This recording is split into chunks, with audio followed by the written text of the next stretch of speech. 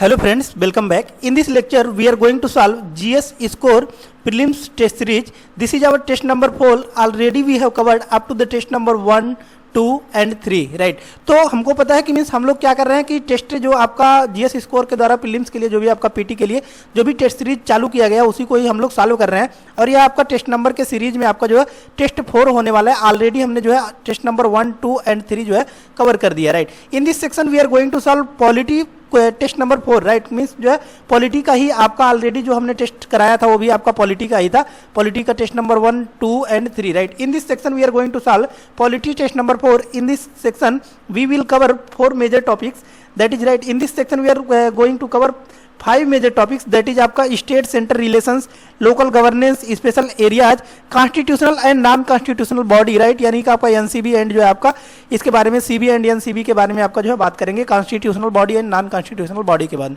Right. Next one will be आपका UTs, right. कि means UT भी आपका काफी ज्यादा इंपॉर्टेंट टॉपिक हो जाता है, तो इसके बारे में भी हम लोग चर्चा करेंगे, right. But before going to start the lecture we should know about the how many state and UT, right. Present context में आपका कितना स्टेट है, तो प्रेजेंट कॉन्टेक्स्ट में आपका 28 स्टेट है। लेटेस्ट जो आपका बना हुआ है वो सबको पता है तेलंगाना है, राइट। 2019 में आपका जो है क्रिएट किया गया था, राइट। और 2019 में ही आपका जो है पता है कि जम्मू एंड कश्मीर को और आपका कौन सा लद्दाख को ही आपका यूटी बना दिया गया था, राइट। ये भी आपको पता होना चाहिए, राइट। देन आफ्टर बात किया जाता है अगर स्टेट, तो हमको पता चल गया 28 स्टेट होते हैं, लेकिन 8 यूटी होते हैं। This will be also consider, right. कि मीन्स ये भी हमको कंसीडर होना चाहिए।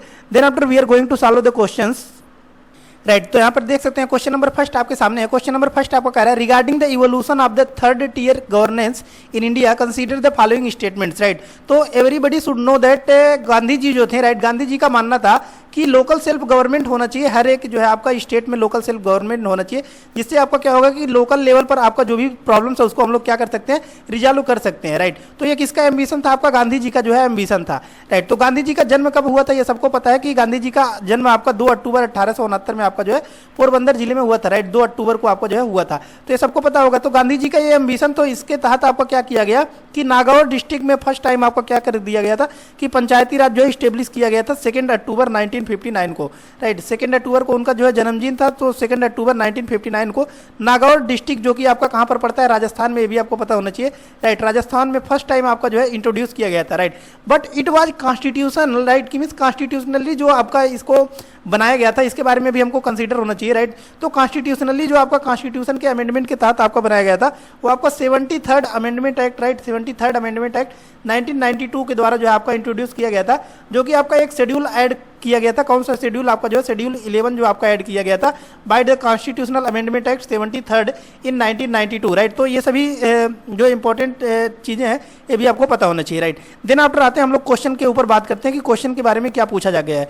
देखिए, तो 3 टियर स्ट्रक्चर के बारे में आपका पूछ रहा है कौन कौन सा स्टेटमेंट आपका करेक्ट है। फर्स्ट स्टेटमेंट कह रहा है आपका कि in 1957 Ashok Mehta committee recommended the establishment of a 3 tier structure of panchayati raj across states, right. तो फर्स्ट स्टेटमेंट आपका रॉन्ग हो जाता है। क्यों रॉन्ग हो जाता है, इसके बारे में हम लोग डिटेल्स में डील करते हैं, राइट। कि मीन्स 1957 में आपका जो है ये आपका स्टेब्लिश तो किया गया था, राइट। लेकिन ये किसके द्वारा जो है आपका कौन रिकमेंड किए गए थे, राइट। तो ये आपका रिकमेंड किया गया था बलवंत राय मेहता जी के द्वारा, राइट। बलवंत राय जी मेहता जो थे, राइट, उन्होंने रिकमेंड किया गया था कि the establishment of a 3 tier structure panchayati raj across the states, right. कि मीन्स जो अभी हमने बताया ऊपर भी कि 28 स्टेट जो है अभी आपके और 8 यूटी हैं, राइट। तो ये आपका जो है रिकमेंडेशन किया गया था किसके द्वारा, जो है आपका बलवंत राय मेहता जी के द्वारा, राइट। बलवंत राय मेहता जी क्या किए थे कि रिकमेंड किए थे कि there should be in each and every district, each and every state there should be a panchayati Raj institutions, right. कि मीन्स पंचायती राज आपका जो है होना चाहिए।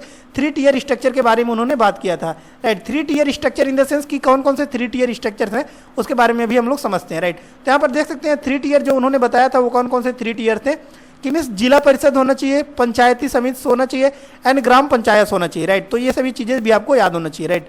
तो यहाँ से देख सकते हैं कि अब इसको जो है हम लोग पूरा जितने भी कॉन्सेप्ट्स इसमें बन सकते थे हमने जो है कंसीडर कर लिया, डिटेल्स में पूरा इसके बारे में टॉपिक समझ लिया। और इसके बाद कोई भी मीन्स इससे रिलेटेड क्वेश्चन आपका गलत नहीं होने वाला है, राइट। सेकंड क्वेश्चन आपको कह रहा है कि द बलवंत राय मेहता कमेटी, तो फर्स्ट तो आपका रॉन्ग ही था, सेकंड भी आपका रॉन्ग हो जाता है, क्योंकि ये बलवंत राय मेहता जी तो ये रिकमेंड किए गए थे कि इस्टेब्लिशमेंट करने के लिए 3 टियर स्ट्रक्चर के बारे में, राइट। सेकंड आपको कह रहा है कि the Balwant Rai Mehta committee recommended mandatory quota for the schedule caste and schedule tribes, right.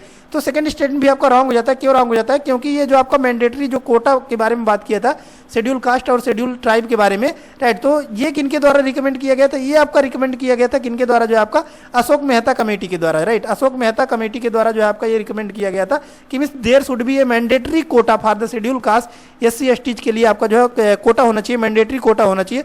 ये कौन बात किया था? आपको अशोक मेहता जी किए थे, राइट। तो इंटरचेंज कर दिया गया दोनों में, तो देख सकते हैं दोनों ही स्टेटमेंट आपके रॉन्ग दिए गए हैं।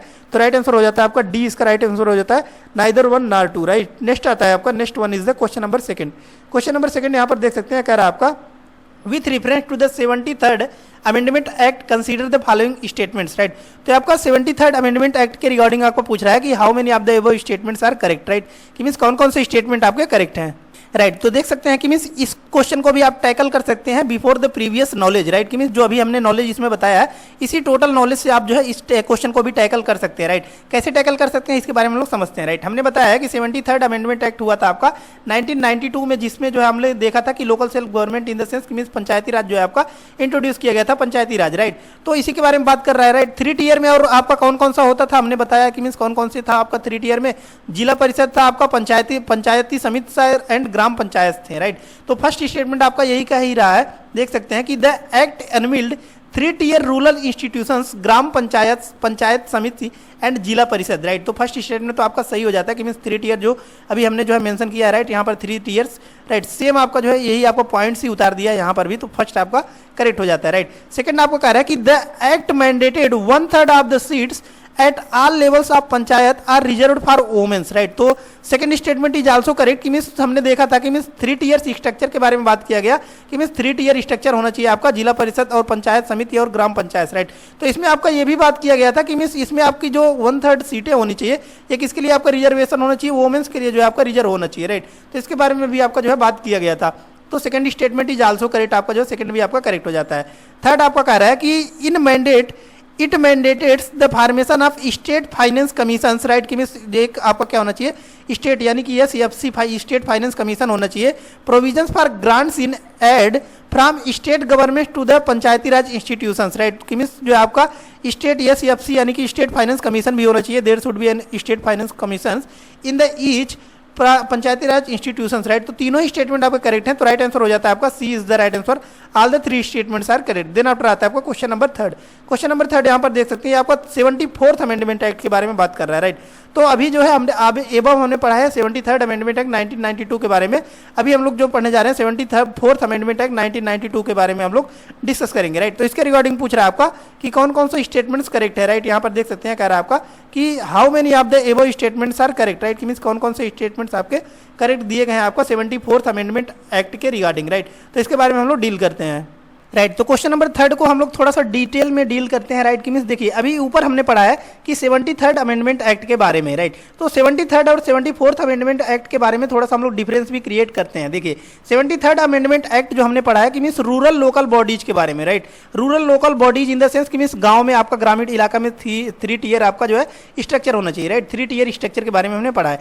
लाइक दैट ओनली आपका सेम आपका क्या करता है कि जो 74th कॉन्स्टिट्यूशनल अमेंडमेंट एक्ट है आपका, वो डील करता है अर्बन लोकल बॉडीज के बारे में, राइट। ULB यानी कि अर्बन लोकल बॉडीज में कि मीन्स जिस प्रकार से जो आपका रूरल 3 टियर्स स्ट्रक्चर होना चाहिए ताकि आपका जो है लोकल लेवल्स तक, ग्राउंड लेवल तक लोगों की समस्याओं को सॉल्व किया जा सके, राइट। लाइक दैट ओनली आपका जो है जो आपके अर्बन है, राइट, शहर है, राइट, उसमें भी आपका लोकल बॉडीज होना चाहिए, लाइक दैट आपका म्यूनसिपालिटीज एट। तो म्यूनसिपालिटीज जो आपका ऐड किया गया था ये बाय द अमेंडमेंट एक्ट 74 1992 के द्वारा जो है अमेंडमेंट एक्ट 74th के अमेंडमेंट एक्ट के द्वारा इन 1992 में आपका जो है ये एक और जो आपका शेड्यूल ऐड किया गया था, that is the schedule number 12, right. तो शेड्यूल 12 जो है आपका ऐड किया गया था, उसके रिगार्डिंग जो है आपका म्यूनसिपालिटीज के बारे में बात करता है, राइट। तो ये बातें आपको क्लियर हो गई होंगी, राइट। तो ये भी आपका लाइक दैट ओनली आपका क्या है 73rd जो आपका अर्बन लोकल के बारे में, सॉरी, आपका रूरल लोकल बॉडीज के बारे में बात करता है। लाइक दैट ओनली आपका 74 जो है आपका वो अर्बन लोकल बॉडीज के बारे में बात करता है, राइट। 73rd आपका जो है पंचायती राज एक्सटेंशन, राइट, की मीन्स जो है आपका ये बात करता है पंचायती राज 3 टियर स्ट्रक्चर इन द आपका रूरल बॉडीज में, लेकिन 74 जो है आपको वो अर्बन में बात करता है, राइट। तो अब देखते हैं हम लोग क्वेश्चन की डिमांड क्या है। क्वेश्चन आपको कह रहा है, यहाँ पर देख सकते हैं, कह रहा है आपका 74th अमेंडमेंट एक्ट के बारे में पूछ रहा है कि under the act the creation of a finance commission to determine the sharing of taxes duties and funds from the state consolidated fund, right. तो सही है कि मीन्स हमने देखा है कि ऊपर वाला यानी कि 73rd में भी हमने देखा है कि जो भी आपके पंचायती राज होंगे उसमें आपका जो है SFC यानी कि स्टेट फाइनेंस कमीशन बनाए जाएंगे, ताकि जो भी आपका उसका टैक्सेज वगैरह का डिस्ट्रीब्यूशन करना है, लाइक दैट आपका जो है प्रॉपर आपका क्या किया जा सके, जुडिशरी किया जा सके, लोगों तक जो है आपका लास्ट रूट तक आपका जो है समस्याओं को सॉल्व किया जा सके, राइट। तो फाइनेंशियल नीड बहुत जरूरी होते हैं, राइट। तो इसी के लिए आपका जो है SFC हमने देखा है कि आपका जो पंचायती राज के लिए भी जिम्मेदार था, लाइक दैट ओनली आपका जो है इसमें भी आपका जो है पंचायती राज, राइट, कि आपका जो है अर्बन लोकल में भी आपका एक फाइनेंस कमीशन बनाया जाता है, ताकि जो भी आपका शेयरिंग है, राइट, टैक्सेज ड्यूटीज के फंड्स वगैरह के बारे में उसको कंसोलिडेट किया जा सके, राइट। तो फर्स्ट आपका करेक्ट हो जाता है। सेकंड आपका कह रहा है the government passed the panchayat extension to the tribal areas act 73rd amendment act, right. तो सेकंड स्टेटमेंट देखिए, सेकंड स्टेटमेंट के बारे में थोड़ा सा आपको गौर करना है कि सेकंड स्टेटमेंट आपका रॉन्ग है, राइट। रॉन्ग क्यों है इसके बारे में हम लोग समझते हैं, राइट। ये आपका बात कर रहा है पेशा एक्ट के बारे में, राइट, पंचायती राज एक्सटेंशन शेड्यूल एरिया के बारे में बात कर रहा है, राइट। ये आपको कब इंट्रोड्यूस किया गया था, आपका 1996 में आपका इंट्रोड्यूस किया गया था, but it was introduced through the amendment act of 74th, not आपका जो है 73rd, राइट। तो आपका 73rd के द्वारा आपका नहीं था, तो थर्ड आपका जो है सेकंड आपका रॉन्ग हो जाता है, क्योंकि ये आपका दिया गया by the amendment under the amendment act 73rd amendment act, right. तो सेकंड आपका रॉन्ग हो जाता है। थर्ड आपका कह रहा है the act reserves 50% of the local body seats for ST community, right. तो थर्ड भी आपका सही है कि मीन्स ST कम्युनिटी के लिए आपका 50% जो आपका जो है लोकल बॉडी जो है आपका वो रिजर्व कर दिया गया था। तो फर्स्ट एंड थर्ड आपका दो ही स्टेटमेंट करेक्ट है। तो राइट आंसर कौन सा हो जाता है आपका, थर्ड का राइट आंसर हो जाता है आपका, देख सकते हैं कि बी इसका राइट आंसर हो जाता है। Only 2 statements are correct, right. Then after आता है आपका क्वेश्चन नंबर 4। क्वेश्चन नंबर 4 यहाँ पर देख सकते हैं, कह रहा है आपका consider the following, right, which one of the following committee recommended a 3-tier structure of self governance in the tribal areas, like that only जो है आपका आप बात कर रहा है कि ट्राइबल एरिया में जो आपका 3-tier स्ट्रक्चर के बारे में बात किया था, ये किसके द्वारा बात किया गया था, राइट। तो 3-tier स्ट्रक्चर जो भी आपका बात किया गया था, कहाँ पर जो है आपका बात किया गया था, ये ट्राइबल एरियाज में। ये कौन बात किया था, भूरिया कमेटी जो है द्वारा बात किया गया था, राइट।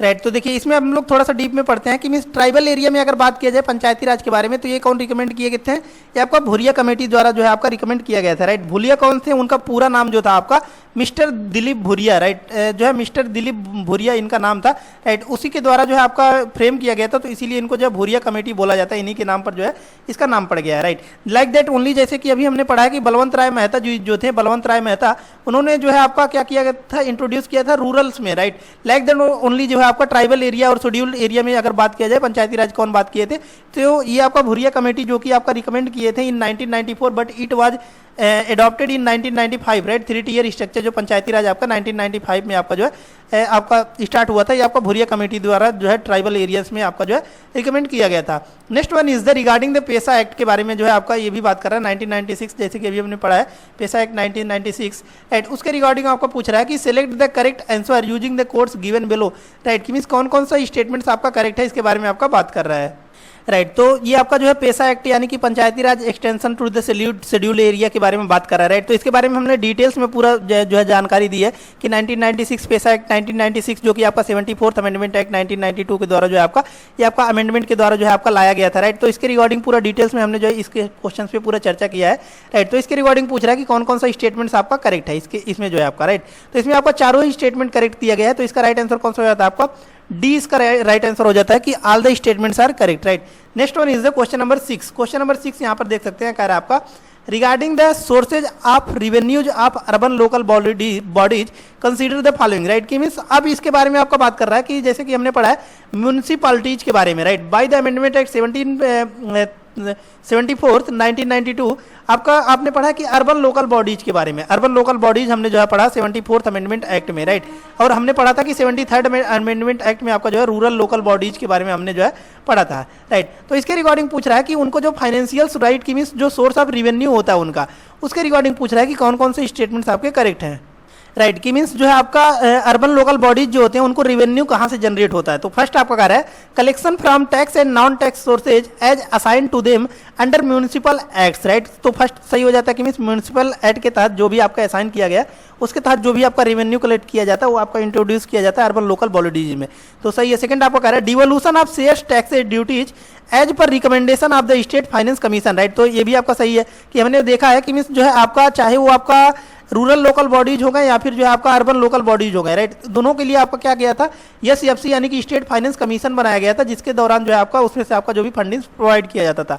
तो सही है। थर्ड आपको कह रहा है grants in and aid from the state government, right. तो स्टेट गवर्नमेंट के द्वारा जो भी आपका ग्रांट्स दिए जाएंगे वो भी आपका इंट्रोड्यूस किया जाता है। फोर्थ आपको कह रहा है grants in aid from the government of India under centrally sponsored scheme, right, like that only आपका सेंटर से भी कोई आपका स्कीम जारी किया जाता है तो भी फंडिंग जो है आपका इसमें प्राप्त होता है। तो देख सकते हैं चारों ही स्टेटमेंट आपका करेक्ट है। तो राइट आंसर कौन सा हो जाता है आपका A is the right answer, all the statements are correct. Then after आता है आपका क्वेश्चन नंबर 7। क्वेश्चन नंबर 7 यहाँ पर देख सकते हैं कह रहा है आपका consider the following functions and powers enshrined in the 11th schedule of the Indian constitution, right. तो 11th शेड्यूल जो आपका इंट्रोड्यूस किया गया था, हमने बताया कि 73rd अमेंडमेंट एक्ट 1992 के द्वारा जो है आपका इंट्रोड्यूस किया गया था, राइट। तो इसके रिगार्डिंग पूछ रहा है कि कौन कौन सा स्टेटमेंट्स आपका जो है ये करेक्ट दिया गया है, राइट। तो यहाँ पर देख सकते हैं कि फर्स्ट आपका कह रहा है एग्रीकल्चर जो इंक्लूडिंग एग्रीकल्चरल एक्सटेंशन, राइट। तो सभी इसमें आपका आता है 11th शेड्यूल जो आपका बात करता है किसके बारे में, जो है आपका बात करता है कि रूरल जो है आपका 3 टियर स्ट्रक्चर लोकल बॉडीज के बारे में जो है ये आपका बात करता है। तो इसमें आपका सभी जो है इंक्लूडेड है। तो राइट आंसर हो जाता है सी, इसका राइट आंसर हो जाता है all the statements are correct, right. Then after आता है आपका 12th शेड्यूल के बारे में, राइट। तो 12th शेड्यूल हमने बताया कि आपका इंट्रोड्यूस किया गया था by the 74th amendment act, right. तो इसके रिगार्डिंग आपका पूछ रहा है कि कौन कौन सा स्टेटमेंट्स आपका करेक्ट दिया गया है, राइट। तो यहाँ पर देख सकते हैं फर्स्ट आपका कह रहा है कि it was added by the 73rd amendment act 1992, right. तो इसको जो है हमने बार बार बताया है कि आपका जो है ऐड किया गया था by the 74th amendment act 1992, right, 74th amendment act 1992। तो इसीलिए हमने जो है बार बार हर क्वेश्चन में इसको रिपीट किया है। तो देख सकते हैं फर्स्ट आपका रॉन्ग हो जाता है क्योंकि ये बोल रहा है कि 73rd amendment act, 73rd amendment act में हमने बताया कि रूरल लोकल बॉडीज बनाया गया था, ना कि आपका जो है अर्बन लोकल बॉडीज। तो आपको याद करना है। और इसमें जो है आपका शेड्यूल ऐड किया गया तो आपका 11th शेड्यूल था, ना कि आपका जो है 73rd में आपका जो है 11th शेड्यूल था, और 74th में आपका जो है तो इसमें आपका 12th शेड्यूल देखने को मिलता है। तो ये बातें आपको याद रखनी है, राइट। सेकंड आपको कह रहा है it aims to strengthen the local self government and promote effective and efficient urban planning and development, right. तो सही है। 74th हमने बताया कि ये आपको किसके बारे में बात करता है, अर्बन प्लानिंग वगैरह, राइट, अर्बन लोकल बॉडीज के बारे में। तो सेकंड ओनली करेक्ट है। तो राइट आंसर हो जाता है आपका B is the right answer. Next one is the question number 9। Question number 9 यहाँ पर देख सकते हैं कह रहा है आपका about the local governance in India consider the following statements, right. तो ये भी आपका बात कर रहा है लोकल गवर्नेंस जो कि आपका इंडिया में कंसीडर किया जाता है, इसके रिगार्डिंग पूछ रहा है how many of the above statements are incorrect, right. तो one another thing you have to remember in this question is that in the all question means हमको पता था कि मीन्स राइट पर क्लिक करना था how many of the statements are correct, but in this question we have to consider about the how many questions are incorrect, right. तो इस पर भी आपको गौर करना है, राइट। तो थोड़ा सा केयरफुली अगर आप रीड आउट करते हैं तीनों स्टेटमेंट को, राइट, तो राइट आंसर तक आप पहुंच सकते हैं। देखिए फर्स्ट आपका कह रहा है local governance ensures the decentralization of power from the central and the state government to the local bodies, right, like that only. आपका फर्स्ट तो आपका सही हो जाता है कि मीन्स हमने बताया कि मीन्स जो भी आपका लोकल गवर्नेंस के बारे में बात करता है वो आपका डिसेंट्रलाइजेशन ऑफ पावर के बारे में बात करता है, लाइक दैट 3 टियर हमने बताया। तो ये क्या करता है आपका डिसेंट्रलाइज करता है कि मीन्स पावर को एक जगह कंसोलिडेटेड नहीं करना है, इसको क्या करना है आपको डिसेंट्रलाइज करना है, डिस्ट्रीब्यूट करना है, राइट। तो फर्स्ट तो आपका सही है, तभी जो है आपका क्या कर सकता है कि मीन्स इसमें आपका लोगों को बेनिफिट होगा, लाइक दैट आपका सेंट्रलाइज हो जाएगा तो फिर वो अपने आप को तानाशाही करने लगेगा, राइट, और एक्सप्लॉयटेशन करना स्टार्ट कर देगा। तो इसीलिए जो है आपका फर्स्ट आपका जो है करेक्ट है, राइट, कि मीन्स जो है डिसेंट्रलाइज करने की बात करता है। सेकंड आपका कह रहा है it encourages citizens participation in the decision making process, right. तो सेकंड भी आपका करेक्ट हो जाता है कि मीन्स इससे क्या होता है डिसेंट्रलाइज होता है पावर, तो इससे लोगों को डिसीजन मेकिंग पावर जो है आपका बढ़ जाता है कि मीन्स इसमें पार्टिसिपेट करेंगे कि मुझको भी क्या करना चाहिए, लोकल सेल्फ गवर्नमेंट का मेंबर होना चाहिए, राइट, लाइक दैट ओनली। ये क्या हो जाएगा कि लोगों को इनिशिएट करता है पार्टिसिपेशन के लिए, राइट, डिसीजन मेकिंग प्रोसेस जो होता है उनका वो और ज्यादा इनहेंस होता है। तो सेकंड भी आपका करेक्ट है। थर्ड आपका कह रहा है it is responsive for providing various essential services like water supply, sanitation, education, health care, infrastructure development and more like that। जो है आपका ये भी करेक्ट हो जाता है कि मीन्स ये सभी चीज़ें जो कि बात प्रोवाइड किया जाता है लोकल आपका जो है जो आपका नेसेसिटीज होती है लाइक दैट ओनली आपका वाटर सप्लाई हो गया, सैनिटेशन हो गया, एजुकेशन हो गया, हेल्थ केयर हो गया, इंफ्रास्ट्रक्चर हो गया, ये सभी आपका जो है लोकल सेल्फ गवर्नमेंट प्रोवाइड करता है। तो तीनों स्टेटमेंट आपके करेक्ट है, लेकिन इसमें पूछा आपका कौन सा इनकरेक्ट है, तो डी इसका राइट आंसर हो जाता है, none of the above. Next one is the question number 10। Question number 10 यहां पर देख सकते हैं, कह रहा है आपका with reference to the state election commission consider the following statements, right. तो आपका SEC के बारे में बात कर रहा है, यानी कि स्टेट इलेक्शन कमीशन के बारे में। How many of the statements given above are correct, कौन कौन से स्टेटमेंट आपके करेक्ट हैं, राइट। तो आपका SEC यानी कि स्टेट इलेक्शन कमीशन के बारे में बात कर रहा है, कौन कौन सा स्टेटमेंट आपका करेक्ट है, राइट। तो सेकंड स्टेटमेंट जो आपका दिया गया है, इसको अगर थोड़ा सा आप लोग गौर करेंगे तो देखेंगे ये आपका रॉन्ग दिया गया है, राइट। कि मीन्स कह रहा है कि it is under the control of the state government, right. जो आपका स्टेट इलेक्शन कमीशन होता है, election commission in the sense कि आपका सेंटर के बारे में बात करता है, राइट। ताकि मीन्स कोई भी आपका जो है हिंड्रेंस ना क्रिएट करे कि मीन्स अगर जो है स्टेट इलेक्शन कमीशन जो है आपका होगा वो स्टेट गवर्नमेंट के द्वारा कंट्रोल किया जाएगा, तो फिर क्या हो जाएगा कि स्टेट जो गवर्नमेंट होगा वो उस पर क्या करेगा, दबाव करना चाहेगा कि मीन्स हम ही कोई डायरेक्ट क्या किया जाए इन द नेक्स्ट इलेक्शन भी हमको क्या किया जाए कि मीन्स हम ही कोई गवर्नमेंट बनाया जाए, राइट। तो इसके कारण इसको जो है कंट्रोल जो दिया जाता है वो आपको सेंट्रल गवर्नमेंट को दिया जाता है, ना कि आपको जो है स्टेट गवर्नमेंट को, राइट। तो यहाँ से आपको जो है रॉन्ग है ये स्टेटमेंट, और बाकी सभी स्टेटमेंट्स आपके करेक्ट दिए हुए हैं। तो राइट आंसर हो जाता है कौन सा आपका, 3 statements are correct, only 3 statements are correct, तो सी इसका राइट आंसर हो जाता है। Next one is the question number 11। Question number 11 यहाँ पर देख सकते हैं, कह रहा है आपका consider the following statements regarding the state election commission, right. This question is also related to the SEC, यानी इन द सेंस कि मीन्स स्टेट इलेक्शन कमीशन के बारे में ये भी आपका पूछ रहा है कि कौन कौन से स्टेटमेंट्स आपका करेक्ट है, राइट। तो देख सकते हैं 2 स्टेटमेंट्स आपका दिया गया है जो कि स्टेट इलेक्शन कमीशन के बारे में आपका दिया गया है, राइट। तो इसमें देख सकते हैं कि स्टेट इलेक्शन कमीशन के रिगार्डिंग आपका फर्स्ट स्टेटमेंट कर रहा है, it is responsible for the delimitation of constituencies for local body elections, right. तो फर्स्ट स्टेटमेंट आपका करेक्ट है। सेकंड आपका कर रहा है the commission has no authority to enforce the model code of conduct during the election period. तो second तो आपको डेफिनेटली राइट है। क्यों डेफिनेटली राइट है कि means without code of conduct, कि मीन्स कोई आपका रूल्स एंड रेगुलेशंस नहीं होगा, मॉडल कोड ऑफ कंडक्ट नहीं होगा, तो आप इलेक्शन कैसे करा सकते हैं, राइट। इलेक्शन नहीं करा सकते हैं, तो ये अथॉरिटी ही नहीं हो रहेगा तो मॉडल कोड ऑफ कंडक्ट ही नहीं होगा, मॉडल कोड ऑफ कंडक्ट ही नहीं होगा तो फिर इलेक्शंस का कोई मायने ही नहीं रहेगा, राइट। तो सेकंड आपका रॉन्ग हो जाता है, सेकंड रॉन्ग हो जाता है। तो देख सकते हैं यहाँ से ए भी एलिमिनेट हो जाता है, ए भी एलिमिनेट हो जाता है, और फर्स्ट आपका करेक्ट है और थर्ड भी आपका करेक्ट है। तो राइट आंसर हो जाता है आपका C is the right answer, 1 and 3 only, right. Next one is the question number 12, right. तो क्वेश्चन नंबर 12 यहाँ पर देख सकते हैं, कह रहा है आपका ये फाइनेंस कमीशन के रिगार्डिंग आपको बात कर रहा है कि कौन कौन सा स्टेटमेंट्स आपका करेक्ट है, राइट। तो देखिए फाइनेंस कमीशन के बारे में हम लोग थोड़ा सा चर्चा कर लेते हैं, उसके बाद आप जो है क्वेश्चन को आसानी से डील कर सकते हैं, राइट। तो अगर फाइनेंस कमीशन के बारे में बात किया जाए यानी कि FC फाइनेंस कमीशन, राइट, तो इसके लिए जो है आपका कॉन्स्टिट्यूशन में एक आर्टिकल मेंशन है, आर्टिकल 280, जो कि बात करता है आपका किसके बारे में, फाइनेंस कमीशन के बारे में बात करता है, राइट। और फाइनेंस कमीशन का वर्क क्या होता है इसके बारे में हमको पता होना चाहिए। तो वर्क क्या होता है कि फाइनेंस कमीशन सेंटर पर जो है, राइट, वो क्या करता है, इसकी जिम्मेदारी बढ़ता है कि सभी स्टेट्स में क्या किया जाए कि जो भी आपका फाइनेंस है उसका डिस्ट्रीब्यूशन किया जाए, राइट। फाइनेंस का डिस्ट्रीब्यूशन किया जाए सभी जो है आपके स्टेट्स में, राइट।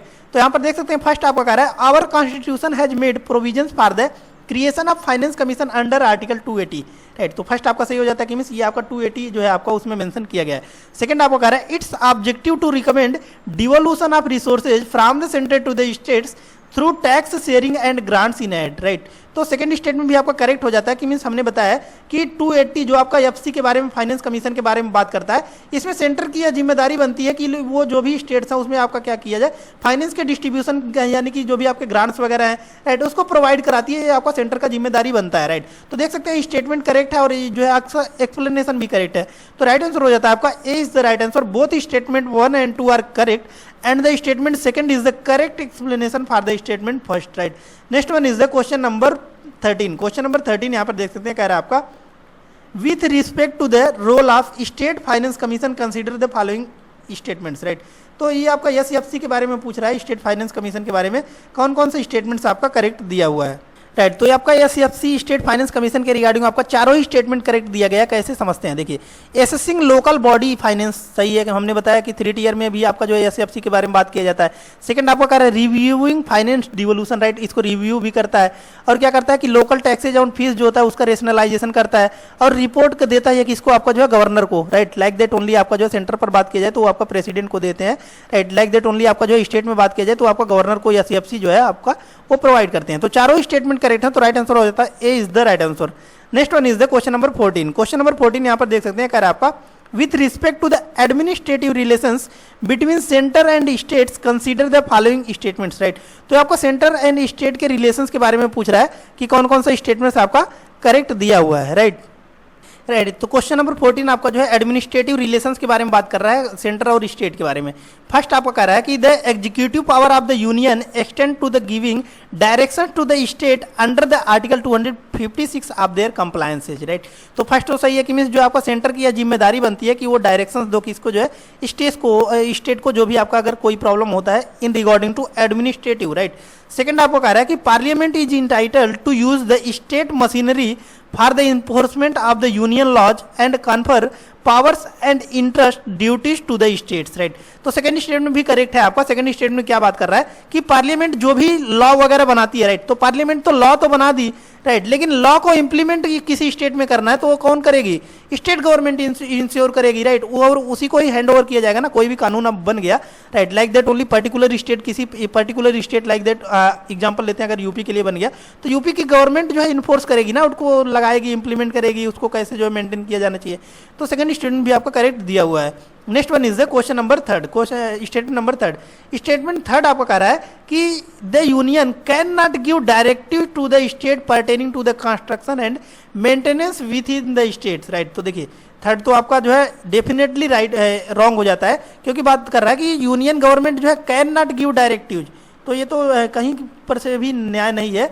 अगर फेडरल स्ट्रक्चर के भी बारे में बात किया जाए कि मीन्स जो आपका इंडिया में फेडरल स्ट्रक्चर है, फेडरल स्ट्रक्चर जो कि कनाडा से लिया गया है, कनाडा से इन द सेंस कि यूएसए से नहीं लिया गया, कनाडा से लिया गया आपका फेडरल स्ट्रक्चर।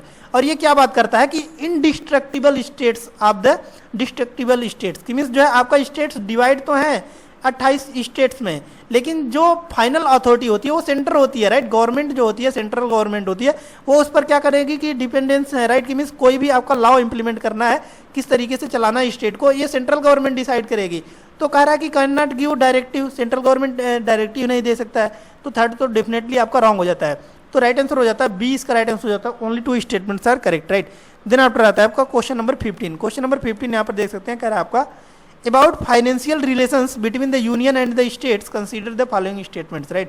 तो ये भी आपका सेंटर और स्टेट के बारे में बात कर रहा है, लेकिन ये आपका फाइनेंशियल रिलेशंस के बारे में बात कर रहा है। इसके पहले वाला जो क्वेश्चन था वो आपका एडमिनिस्ट्रेटिव रिलेशंस के बारे में बात कर रहा था, लेकिन यह जो क्वेश्चन डील कर रहा है ये आपको बात कर रहा है फाइनेंशियल रिलेशंस के बारे में, राइट। कि कौन कौन सा स्टेटमेंट्स आपका करेक्ट दिया हुआ है, राइट। तो फर्स्ट आपका कह रहा है यहाँ पर देख सकते हैं, it is derived from the government of India act 1909, right. तो फर्स्ट स्टेटमेंट आपका रॉन्ग हो जाता है। क्यों रॉन्ग हो जाता है? क्योंकि ये आपका डिराइव किया गया है फ्रॉम द आपका किससे जो है government of India act 1935, right. Government of India act 1935 से जो है आपका ये आपका क्या किया गया है, डिराइव किया गया है। तो फर्स्ट आपका रॉन्ग हो जाता है, राइट। कि मीन्स जो आपका सेंटर स्टेट रिलेशंस होता है, फाइनेंशियल रिलेशंस होता है, ये गवर्नमेंट ऑफ इंडिया एक्ट 1935 से डिराइव किया गया, ना कि आपका जो है 1909 से। तो फर्स्ट आपका रॉन्ग हो जाता है, राइट। सेकंड आपका कह रहा है यहाँ पर देख सकते हैं, the 7th schedule of the constitution provides for specific entities reserve for the union and the state for imposing taxes, right. तो यह तो आपका डेफिनेटली करेक्ट है, ये सबको याद भी होगा कि जो आपका 7th शेड्यूल है वो बात करता है 3 लिस्ट्स के बारे में, राइट। कौन कौन सा? यूनियन, स्टेट और कॉन्करेंट लिस्ट, राइट। कि मीन्स यूनियन लिस्ट में जिस पर अधिकार होता है वो सेंट्रल गवर्नमेंट जो है लॉ वगैरह इंप्लीमेंट करेगी, बनाएगी। स्टेट गवर्नमेंट बनाएगी, स्टेट लिस्ट में जो भी आपके कंसीडर किया जाता है। कॉन्करेंट लिस्ट पर दोनों का ही पावर होता है, कि मीन्स आपका सेंटर और जो है स्टेट दोनों ही लॉ मेक कर सकते हैं, राइट। तो देख सकते हैं एक ही स्टेटमेंट करेक्ट है, सेकंड ओनली। तो राइट आंसर हो जाता है आपका बी, इसका राइट आंसर हो जाता है only 2 statements is correct. Then after आता है आपका क्वेश्चन नंबर 16। क्वेश्चन नंबर 16 देख सकते हैं, कैग के रिकॉर्डिंग आपका जो है बात कर रहा है। कैग इन द सेंस की कंट्रोलर एंड ऑडिटर जनरल के बारे में आपका क्वेश्चन की डिमांड कर रहा है। With reference to the controller and auditor general consider the following statements, how many of the statements given above are correct. कौन कौन से स्टेटमेंट्स आपके करेक्ट दिए हुए हैं, राइट। तो क्वेश्चन नंबर 16 आपका कह रहा है, फर्स्ट स्टेटमेंट आपका कह रहा है, CAG is the soul authority prescribed in the constitution entrusted with the responsibility of audit of accounts of union, right। कि मीन्स जो कंट्रोलर एंड ऑडिटर जनरल होता है इसका मेन फंक्शन जो होता है ऑडिट, कि मीन्स ऑडिट करना जो भी आपके अकाउंट्स हैं, राइट, उसको ऑडिट करना, राइट। तो फर्स्ट तो आपका सही है। सेकंड आपको कह रहा है, CAG audits maintenance of provident funds, right. कि पीएफ वगैरह जो भी है उसको भी ऑडिट करता है, राइट। आप स्टेट गवर्नमेंट एम्प्लॉयज, राइट, जो भी आपके स्टेट गवर्नमेंट एम्प्लॉय होते हैं उसके पीएफ वगैरह, पीएफ इन द सेंस कि मीन्स अगर आपके कोई गवर्नमेंट एम्प्लॉय होंगी, राइट, तो उनको पता होगा कि मीन्स उनका पीएफ कटता है, राइट। तो उसको जो ऑडिट करने का काम होता है वो किसका काम होता है, ये वो कैग का ही, कि मीन्स जो आपका कंट्रोलर एंड ऑडिटर जनरल होते हैं, राइट, वही उनको क्या करते हैं, ऑडिट करते हैं। तो सेकंड भी आपका करेक्ट हो जाता है। थर्ड आपका कह रहा है he is not liable to do performance audit for companies and corporation, right. तो थर्ड तो आपका रॉन्ग हो जाता है, क्योंकि अगर कोई आपका लायबल नहीं होगा तो फिर वो काम ही क्या कर रहा है। मान लीजिए अगर आपका, मान लीजिए like that you are student, right, आप स्टूडेंट है, आप प्रिपरेशन कर रहे हैं, like that if you are preparing for UPSC, right, तो आप यूपीएससी का प्रिपरेशन कर रहे हैं, राइट, लेकिन ये आपका लायबिलिटी बनती है ना, कि मीन्स आपके घर वाले सेटिस्फाई कम होंगे when you will be clear UPSC, then after only your parents will satisfy, that is the liability, right. Like that only CAG जो होता है आपका controller and auditor general, right, वो आपका लायबल होता है, कि मीन्स जो भी आपके ऑडिट कर रहा है सही तरीके से आपका जो है कर रहे हैं या फिर नहीं कर रहे हैं, राइट। तो दो ही स्टेटमेंट करेक्ट है, तो राइट आंसर हो जाता है आपका B is the right answer, only 2 statements are correct. Then आपका आता है आपका question number 17, right. Question number 17 is asking about how many statements given above is are incorrect, right. तो क्वेश्चन नंबर 17 आपका पूछ रहा है कौन कौन से स्टेटमेंट आपके इनकरेक्ट है, राइट। तो इसमें आपका एक ही स्टेटमेंट करेक्ट दिया गया है, वो भी आपका स्टेटमेंट नंबर 2 कह रहा है आपका the first attorney general of India, AGI जो फर्स्ट आपके फर्स्ट थे, राइट, वो कौन थे आपके, एमसी स्टेलवर्ड, राइट। तो एमसी स्टेलवर्ड आपका जो है फर्स्ट एजीआई थे, attorney general of India, right. और तीनों ही स्टेटमेंट आपके इनकरेक्ट दिए हुए हैं, तो राइट आंसर कौन सा हो जाता है आपका, राइट, कि मीन्स इनकरेक्ट पूछा ये तो 3 आपका जो है इनकरेक्ट है, तो राइट आंसर हो जाता है C, only 3 statements are incorrect, right. इसको थोड़ा सा और डिटेल्स में जानना है कि क्यों इनकरेक्ट है, राइट, तो उसके लिए आप हमारे टेलीग्राम चैनल, इसका पीडीएफ जो कि सॉल्यूशंस उसमें दिया गया है, राइट, टेलीग्राम चैनल जिसका लिंक हमने डिस्क्रिप्शन बॉक्स में दिया है, वहाँ से जाकर चेकआउट कर सकते हैं और डिटेल्स में जानकारी प्राप्त कर सकते हैं, right. But after the video you में गो, राइट, कि मीन्स आपने कितना करेक्ट किया उसके लिए आप जो है कॉन्फ्रेंस कर सकते हैं, राइट। नेक्स्ट आता है आपका क्वेश्चन नंबर 18। क्वेश्चन नंबर 18 यहाँ पर देख सकते हैं, कह रहा है आपका consider the following statements which of the statements given above is are correct, right, कि मीन्स कौन कौन से स्टेटमेंट्स आपके करेक्ट हैं, इसके रिगार्डिंग आपका पूछ रहा है, राइट। तो क्वेश्चन नंबर 18 आपका जो है यूपीएससी के ही बारे में बात कर रहा है, कि means union public service commission, right, is authorise to give advice to the government on any matter referred by the president of India, right. तो फर्स्ट स्टेटमेंट आपका सही है, कि मीन्स यूपीएससी जो होती है वही ऑथोराइज होती है कि गिव एडवाइस कर सकता है गवर्नमेंट को ऑन एनी मैटर जो कि प्रेफर किया जाता है आपका प्रेसिडेंट के द्वारा, तो फर्स्ट आपका करेक्ट हो जाता है। सेकंड आपको कह रहा है the formation of a permanent commission for civil services was brought in the Indian council act 1919, right. तो second statement is incorrect because it was brought from the government of India act 1935, not from the 1919, right. तो government of India act 1935 के द्वारा जो है आपका ये आपका किया गया था, कि मीन्स ये इसका फॉर्मेशन हुआ था, राइट। और काउंसिल एक्ट 1919, राइट, तो काउंसिल एक्ट 1919 जो था, राइट, इसको एक और नाम से जाना जाता है मॉन्टेग्यू चेम्सफोर्ड रिफॉर्म्स के नाम से भी जाना जाता है, राइट। मॉन्टेग्यू जो थे, राइट, वो उतने समय state secretary of the state थे, राइट, और जो आपके चेम्सफोर्ड होते थे, राइट, वो आपका गवर्नर जनरल्स होते थे, ये भी बात आपको कंसिडर करना है, राइट। तो देख सकते हैं आपका क्या इसका राइट आंसर कौन सा हो जाता है आपका, A is the right answer, only one statement is correct. Then after आता है आपका question number 19. Question number 19 here we can see question number 19, right. Question number 19 is asking about JPSC in the sense Joint Public Service Commission, right. What is the Joint Public Service Commission about this question is asking, right. Right, तो इसके बारे में हम लोग थोड़ा सा details में जानते हैं कि जेपीएससी क्या होता है, यानी कि जॉइंट पब्लिक सर्विस कमीशन आपका क्या होता है, राइट। तो हमने बताया कि सेंटर पर आपका क्या होता है, एक यूपीएससी अथॉरिटी होती है जो कि कंडक्ट कराती है यूपीएससी के द्वारा जो आपका ऑल इंडिया लेवल्स के सर्विसेज होते हैं, राइट। लाइक दैट आप आईएएस भी आपका किस में आता है, यूपीएससी द्वारा ही कंडक्ट किया जाता है, राइट। लाइक दैट ओनली आपका स्टेट पर बात किया जाए तो वो होता है आपका एसपीएससी इन द सेंस कि मीन्स जो कि आपका पीसीएस वगैरह के बारे में बात करता है, कि मीन्स जो भी आपका स्टेट लेवल के एग्जामिनेशन होते हैं उसको कंडक्ट कराती है एक अथॉरिटी, उसको हम लोग क्या बोलते हैं, एसपीएससी यानी कि state public service commission, right. Like that only आपका क्या होता है कि एक दोनों को मिलाकर होता है, कौन सा आपका, उसको लिए हम लोग एक नाम देते हैं, राइट, कि means JPSC in the sense की joint public service commission, right. तो इसी के रिगार्डिंग आपको पूछ रहा है कि कौन कौन सा स्टेटमेंट आपका करेक्ट दिया गया है, राइट। तो इसमें देख सकते हैं 4 स्टेटमेंट दिए गए हैं और चारों ही इनकरेक्ट दिया हुआ है, तो राइट आंसर कौन सा हो जाता है, यहाँ पर देख सकते हैं कि इसका राइट आंसर हो जाता है आपका डी, इसका राइट आंसर हो जाता है none of the above, right. Right answer हो जाता है आपका D, right, none of the above. Next one is the question number 20। Question number 20 यहाँ पर देख सकते हैं कह रहा है आपका consider the following statements, how many of the statements given above are correct, right, कि मीन्स कौन कौन से स्टेटमेंट्स आपके करेक्ट हैं। फर्स्ट आपको कह रहा है कि election commission is the only electoral management body in India, right. तो फर्स्ट स्टेटमेंट तो आपका सही हो जाता है कि मीन्स अगर इंडिया में बात किया जाए, राइट, मीन इंडिया में आपका जो है इलेक्टोरल कॉलेज के लिए आपका एक ही जो बॉडी है वो आपका ऑथोराइज है, राइट। वो कौन सा है आपका इलेक्टोरल कॉलेज है, राइट, कि मीन्स वही आपका एक ही सिंगल आपका जो है एक बॉडी है जो कि इलेक्शन कमीशन वगैरह पर बात करता है, राइट। तो फर्स्ट आपका सही हो जाता है। सेकंड आपको कह रहा है कि as per the independent model of electoral management members of electoral management bodies यानी कि EMBs are not accountable to any government ministry और डिपार्टमेंट, राइट। तो सेकंड स्टेटमेंट भी आपको करेक्ट हो जाता है कि मीन्स अगर वो क्या होंगे कि वो मैनेजमेंट को अपने क्या कर सकते हैं कि मीन्स अकाउंटेबल होंगे, तो अकाउंटेबल होंगे यानी कि गवर्नमेंट को जवाबदेही होंगे, और जब गवर्नमेंट को जवाबदेही होंगे तो ट्रांसपेरेंसी वहां से समाप्त हो जाएगा, इन द सेंस कि वहां पर पारदर्शिता नहीं आ पाएगा, ट्रांसपेरेंसी नहीं आ पाएगा, तो इसीलिए वो गवर्नमेंट को लिए अकाउंटेबल नहीं होते हैं। तो सेकंड स्टेटमेंट भी आपका करेक्ट हो जाता है।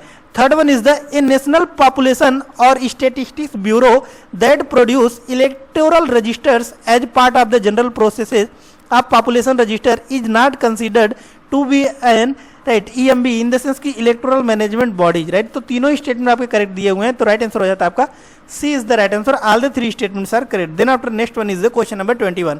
Question number 21, right, next one is question number 21। Question number 21 is regarding finance commission, right. Finance commission of India in the sense की मीन्स एफसीआई के बारे में आपका पूछ रहा है कि कौन कौन सा स्टेटमेंट्स आपका करेक्ट दिया हुआ है।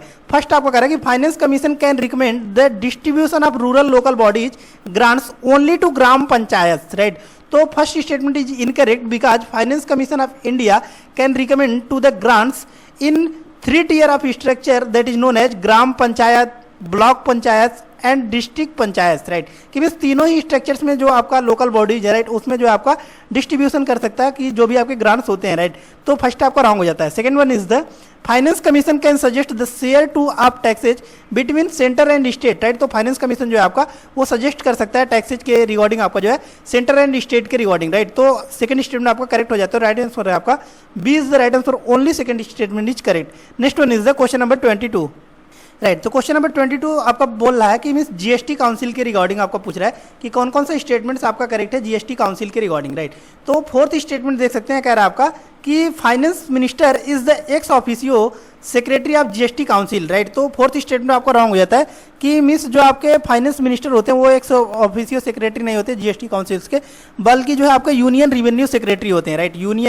यूनियन जो आपके रिवेन्यू आपके कौन से होते हैं, रिवेन्यू सेक्रेटरी होते हैं, वो आपके एक्स ऑफिशियो सेक्रेटरी होते हैं जीएसटी काउंसिल के, राइट। तो बाकी तीनों स्टेटमेंट आपके करेक्ट हैं, तो राइट आंसर हो जाता है आपका C is the right answer, only 3 statements are correct. Next one is the question number 23। Question number 23 is asking regarding NC national commission for schedule caste, right. कि means NCSC के बारे में आपको पूछ रहा है, राइट। एनसीएससी के बारे में, नॉट एनसीएसटी, राइट। एनसीएससी के बारे में पूछ रहा है, national commission for schedule caste के रिगार्डिंग कि which of the statements given above is are incorrect, right. कि मीन्स जो आपका एनसीएससी के रिगार्डिंग आपका कौन कौन सा स्टेटमेंट्स आपका इनकरेक्ट दिया हुआ इसके रिगार्डिंग आपको पूछ रहा है।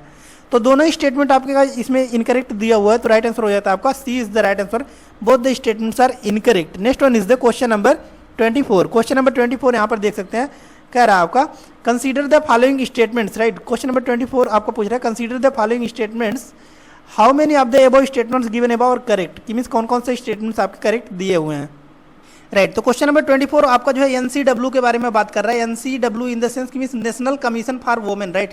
नेशनल कमीशन फॉर वुमेन के बारे में पूछ रहा है कौन कौन सा स्टेटमेंट आपका करेक्ट दिया हुआ है, right.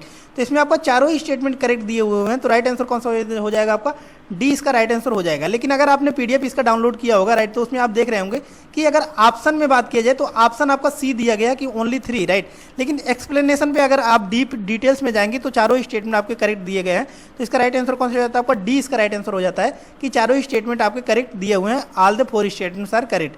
Next one is the question number 25। Question number 25 is asking about constitution of India contains provision for safeguarding rights of minorities, right. तो ये आपका राइट्स ऑफ माइनॉरिटीज के बारे में बात कर रहा है कि कौन कौन सा स्टेटमेंट्स आपका करेक्ट दिया हुआ है, राइट। तो 2 स्टेटमेंट्स इसमें दिए गए हैं, इसमें से पूछ रहा है आपका कि कौन कौन सा स्टेटमेंट्स आपका करेक्ट दिया हुआ है, राइट। तो इसका राइट आंसर कौन सा हो जाता है आपका सी इसका राइट आंसर हो जाता है कि statement 1 is correct but statement 2 is incorrect, right. First आपको कह रहा है कि constitution of India contains provisions to safeguard right of minority, right. कि मीन्स जो भी आपका कॉन्स्टिट्यूशन में मेंशन किया गया है सेफगार्ड यानी कि उनके प्रोटेक्शन के बारे में बात करता है, माइनॉरिटीज के बारे में, राइट। सेकंड आपको कह रहा है कि national commission for minorities modifies only Muslim, Christian, Sikh, Buddhist and Zoroastrians in the sense कि means Parsis as minorities, right. Next one is the question number 26. Question number 26 is asking about administration of scheduled area in India. Consider the following statements, right. तो आपका administration के बारे में बात कर रहा है जो कि आपका शेड्यूल्ड एरिया है, इसके रिगार्डिंग पूछ रहा है, right. First statement is asking about the governor can increase और decrease the area of any scheduled area in a state, right. तो first one statement is wrong because जो आपका शेड्यूल्ड एरिया होता है राइट, उसको कौन आपका जो है अल्टर कर सकता है, वो प्रेसिडेंट के पास ओनली आपको ऑथोराइज होता है कि मीन्स किसी भी एरिया को, शेड्यूल्ड एरिया को उसको एक्सटेंड या फिर इंक्रीज या फिर डिक्रीज कर सकते हैं right. It is not the power of governor, it is the power of president right. तो फर्स्ट आपका इनकरेक्ट हो जाता है. Second one is the governor is authorise to make regulations for the peace and good government of any schedule area in a state right. तो second statement is correct because की means अगर peace वगैरह की शांति के बारे में बात की जाए कि कोई भी आपका शेड्यूल एरिया है तो आपका गवर्नर जो है आपका ऑथोराइज करता है राइट. तो second statement is correct. Third one is the president is empowered to direct that any particular act parliament or the state legislature does not apply to a scheduled area right. तो third one statement is also incorrect because if any schedule area right कि कोई भी आपका schedule area है तो इसमें क्या होता है कि गवर्नर जो है वो डायरेक्ट करता है कि कोई भी आपका पार्लियामेंट के द्वारा लॉ बनाया गया वो आपका शेड्यूल एरिया में इंप्लीमेंट किया जाएगा या फिर नहीं इंप्लीमेंट किया जाएगा राइट. लेकिन इसमें आपको बोल रहा है कि प्रेसिडेंट जो है वो आपका इंपावर करते हैं राइट. तो third one is the wrong right. तो देख सकते हैं कि एक ही स्टेटमेंट करेक्ट है, only one statement is correct. तो राइट आंसर हो जाता है आपका A is the right answer. Next one is the question number 27 right. Question number 27 is asking about consider the following statements. Two statements is there. In this question is asking about how many statements are correct. First one is the in order to address the welfare and progress of the scheduled tribes, each state with scheduled area is required to establish a tribal advisory council right. कि means कोई भी आपका scheduled area तो उसको आपका tribal advisory council बनाना होगा for the administration right. तो फर्स्ट स्टेटमेंट आपका करेक्ट हो जाता है. Second one is the in states where scheduled tribes exist but schedule area are absent, the president can direct the establishment of a tribal advisory council right. तो second statement is also correct but both are individually correct not the interlink to each other right. कि means कोई भी आपका interlink नहीं है दोनों भी question में राइट. दोनों ही आपका इंडिविजुअली करेक्ट है राइट. सेकंड स्टेटमेंट आपको कह रहा है कि कोई भी आपका शेड्यूल ट्राइब एग्जिस्ट है राइट, लेकिन ये शेड्यूल एरिया आपका एब्सेंट है राइट. कि मीन्स शेड्यूल ट्राइब यानी कि एसटी जो है कम्युनिटी तो है लेकिन एससी कम्युनिटी आपका जो है बिलोंग नहीं कर रहा है राइट. तो उसके लिए जो भी आपका इस्टेब्लिशमेंट किया जाएगा कि ट्राइबल एडवाइजरी काउंसिल जो बनाया जाएगा वो आपका कौन डायरेक्ट करेगा, प्रेसिडेंट करेगा right.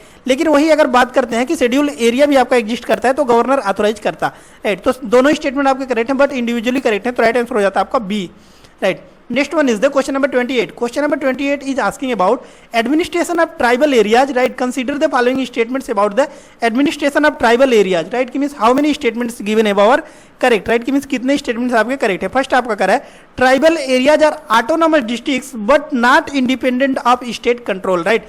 First one is the correct. Means जो भी आपके ट्राइबल एरियाज होते हैं वो क्या होते हैं आपके कि ऑटोनॉमस डिस्ट्रिक्ट होते हैं राइट. ऑटोनॉमस डिस्ट्रिक्ट जो कि आपका अभी लद्दाख डिमांड कर रहा है राइट. कि मीन्स जम्मू कश्मीर लद्दाख वाले डिमांड कर रहे हैं, अभी प्रोटेस्टिंग भी चल रहा है तो आपका न्यूज में भी है तो इसको थोड़ा सा आप ज़्यादा कंसीडर कर सकते हैं राइट. तो जो भी आपके ऑटोनॉमस ट्राइबल एरिया होते हैं वो ऑटोनॉमस डिस्ट्रिक्ट होते हैं लेकिन independent of the state control नहीं होते हैं. कि मीन्स इंडिया में एग्जिस्ट कर रहे हैं ना तो ऑटोनॉमस डिस्ट्रिक्ट तो उनको दे दिया गया है लेकिन वो जो भी आपका स्टेट के ऊपर इंडिपेंडेंट जो है आपका नहीं हो सकते हैं. तो फर्स्ट स्टेटमेंट आपका करेक्ट है राइट. सेकंड आपका correct the governor can split the autonomous district into multiple regions for diverse tribes right. तो second statement is also correct. Governor जो है वो आपका ऑथोराइज होता है कि डिफरेंट ट्राइब्स आपके एग्जिस्ट कर रहे हैं तो उनके बीच में आपका क्या कर सकते हैं, स्प्लिट कर सकते हैं. तो दोनों ही स्टेटमेंट आपके करेक्ट हैं तो राइट आंसर हो जाता है आपका C is the right answer. Next one is the question number 29. Question number 29 is asking about consider the following right. Fourth statement दिए गए हैं इसमें आपका पूछ रहा है, देख सकते हैं how many of the above statements is are criteria for declaring any area as a schedule area under the fifth schedule right. तो ये पूछ रहा है कि मीन्स इसमें से जो आपका क्राइटेरिया दिया गया है कौन कौन से क्राइटेरिया आपका सेटिस्फाई करते हैं for the fulfilment of fifth schedule right. कि फिफ्थ शेड्यूल में उनको कंसीडर किया जाए कौन कौन से क्राइटेरिया आपका मेंशन किया गया है राइट. तो फिफ्थ शेड्यूल जो है आपका ये किसके बारे में बात करता है, ये आपका एडमिनिस्ट्रेशन बात करता है. एडमिनिस्ट्रेशन के बारे में जो भी आपका शेड्यूल एरिया इसके बारे में बात करता है राइट. और वही अगर सिक्स्थ शेड्यूल के बारे में बात किया जाए तो एडमिनिस्ट्रेशन के बारे में बात करता है आपका ATMM है. इन द सेंस की मीन्स असम, त्रिपुरा, मेघालय एंड मिजोरम के बारे में आपका बात करता है एडमिनिस्ट्रेशन के बारे में sixth schedule.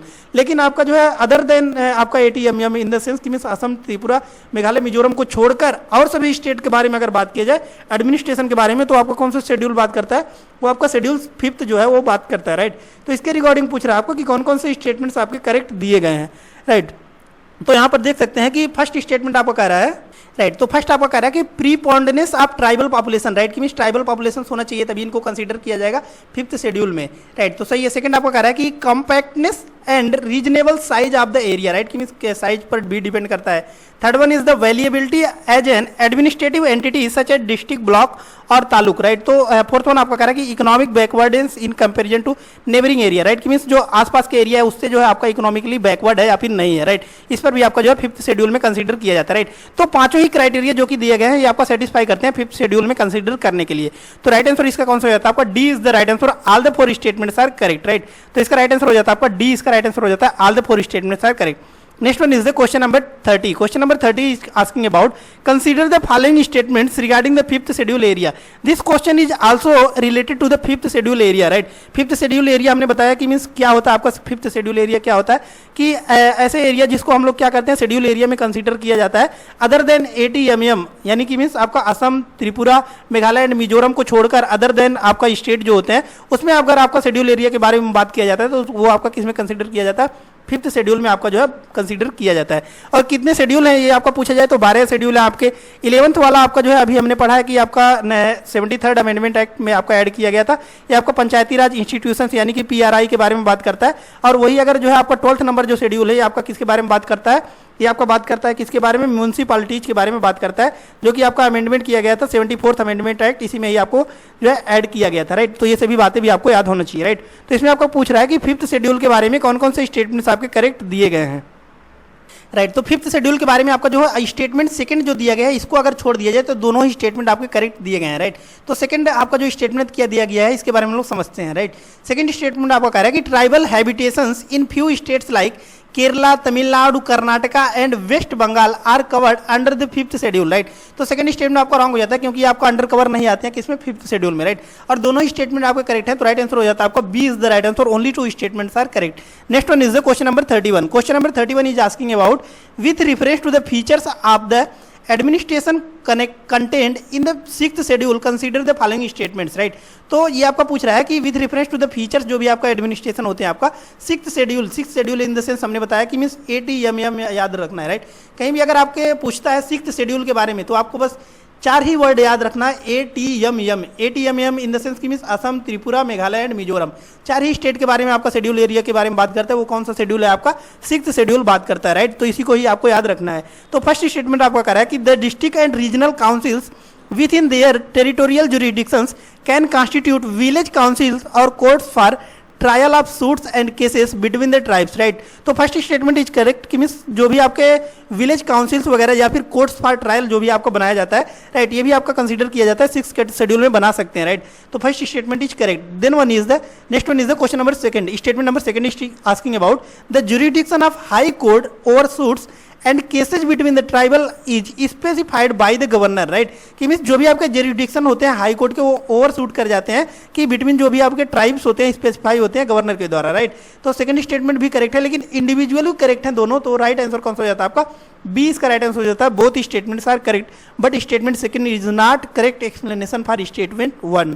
Next one is the question number 32. Question number 32 देख सकते हैं। Question number 32 is asking about, right here we can see question number 32. Question number 32 is asking about the constitution under 6th schedule contains special provision for the administration of tribal areas in which of the following statements, right. तो हमने पूछा है बार बार इसलिए हमने repeat कर रहा था कि मीन्स ATMM आपको याद रखना है। जब भी अगर आपके बारे में क्वेश्चन पूछा जाता है कि सिक्स्थ शेड्यूल के बारे में पूछा जाए तो आपको 4 ही वर्ड याद रखना है ATMM, राइट। तो ये आपका किसके बारे में बात कर रहा है, यहाँ पर देख सकते हैं कि मीन्स इसका राइट आंसर कौन सा हो जाता है आपका सी, इसका राइट आंसर हो जाता है ए इन द सेंस कि मीन्स आपका कौन सा है कि यहाँ पर देख सकते हैं कि आपका त्रिपुरा, राइट। टी मीन्स आपका हो गया त्रिपुरा, राइट। और असम, ए इन द सेंस कि मीन्स असम, और यम इन द सेंस आपका कौन सा हो जाता है मेघालय, राइट। और दूसरा आपका यम इन द सेंस कौन सा हो जाता है आपका मिजोरम, राइट। तो हमने बताया कि मीन्स ATMM के बारे में बात करता है sixth schedule, ATMM in the sense Tripura, Assam, Tripura, Meghalaya and Mizoram, right. तो ये आपको याद रखना है। Next one is the question number 33. Question number 33 is asking about ILP in the sense कि means inner line permit, right. Inner line permit आपका क्या होता है कि मीन्स जो भी आपके नॉर्थ ईस्टर्न रीजन आते हैं इन द सेंस कि नॉर्थ ईस्टर्न रीजन हमको पता है कि 7 जो आपके ईस्टर्न स्टेट होते हैं उनको हम लोग क्या बोलते हैं 7 सिस्टर्स भी बोलते हैं, राइट। तो इसमें कुछ स्टेट्स जो होते हैं उनमें जो है इनर लाइन परमिट दिया गया है। Inner line permit in the sense कि मीन्स अगर इन स्टेट्स में हमको जाना है, राइट, तो उनको जो है परमिशन लेना पड़ेगा, राइट। तो इसी के रिगार्डिंग पूछ रहा है कि कौन कौन सा स्टेटमेंट्स आपका करेक्ट दिया गया है, राइट। तो इसमें देख सकते हैं कि फर्स्ट स्टेटमेंट आपको कह रहा है है कि Manipur, Mizoram and Nagaland are the states that require a permit, right. तो फर्स्ट स्टेटमेंट आपका रॉन्ग हो जाता है, क्योंकि जिसको जिसको आपको जो अरुणाचल प्रदेश को रिक्वायरमेंट है, राइट, अरुणाचल प्रदेश में हमको जाना है तो इनर लाइन परमिट लेना होगा, राइट। और आपको कौन से स्टेट में, मिजोरम और नागालैंड, राइट। तो मिजोरम और नागालैंड तो सही है, लेकिन मणिपुर नहीं है आपका, अरुणाचल प्रदेश में, राइट। तो अरुणाचल प्रदेश और मिजोरम और नागालैंड में अगर आपको जाना है तो इनर लाइन परमिट आपको जो है लेना पड़ेगा, राइट। तो फर्स्ट स्टेटमेंट आपका इनकरेक्ट हो जाता है, राइट। तो यहाँ से बाई एलिमिनेशन भी आप पहुंच सकते हैं कि फर्स्ट स्टेटमेंट अगर इनकरेक्ट है तो एक ही स्टेटमेंट आपका इनकरेक्ट दिया गया है, वो भी डी में, तो राइट आंसर हो जाता है आपका डी, की मीन्स सेकंड स्टेटमेंट आपका करेक्ट है, कि means it is obligatory for Indian citizens from outside those states to obtain permit for entering the protected states, right. Second statement is correct, means अगर outsider है, कोई भी आपका outsider in the other states belong करते हैं, right, तो उनको inner line permit लेना पड़ेगा, कि मीन्स अगर आपको अरुणाचल प्रदेश, मिजोरम और नागालैंड में जाना है, राइट। तो देख सकते हैं कि डी इसका राइट आंसर हो जाता है। Next one is the question number 34।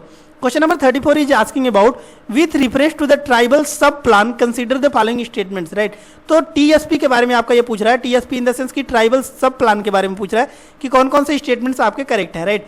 यहाँ पर देख सकते हैं how many of the above statements are correct, right. तो इसको रीड आउट करते हैं हम लोग। जो फर्स्ट स्टेटमेंट जो देख सकते हैं कि फर्स्ट स्टेटमेंट आपको कह रहा है it was established to promote the development of areas with a significant tribal concentration, right. तो फर्स्ट स्टेटमेंट तो आपका करेक्ट हो जाता है, कि मीन्स जो भी आपके ट्राइबल सब प्लान है, राइट, ये आपका स्टेब्लिश किया गया था क्या करने के लिए, प्रमोट करने के लिए, डेवलपमेंट ऑफ एरिया के लिए with significant tribal concentration, right. जो भी आपके ट्राइबल कंसेंट्रेशन है उनको प्रमोट करने के लिए, स्टेब्लिशमेंट करने के लिए आपका बनाया गया था ट्राइबल सब प्लान, राइट। तो फर्स्ट स्टेटमेंट आपका करेक्ट हो जाता है। Second one is it was renamed as scheduled tribe component by ministry of tribal affairs, right. तो सेकंड स्टेटमेंट आपका इनकरेक्ट हो जाता है, राइट। तो क्वेश्चन नंबर स्टेटमेंट सेकंड को हम लोग थोड़ा सा डीप में समझते हैं, राइट, क्यों रॉन्ग है, राइट, इसके बारे में हम लोग थोड़ा सा डीप में समझते हैं, राइट। तो देखिए आपका कह रहा है कि रीनेम किया गया था शेड्यूल ट्राइब कंपोनेंट को, राइट, कि मींस रीनेम किया गया था, राइट। तो देखिए इसमें आपका क्या हुआ था कि जब आफ्टर मर्जिंग किया गया था आपका जो भी प्लान थे, राइट, और जो भी आपके नॉन प्लान स्कीम थे, राइट, प्लान स्कीम और जो भी आपके नॉन प्लान स्कीम थे, राइट, इसको जब आपका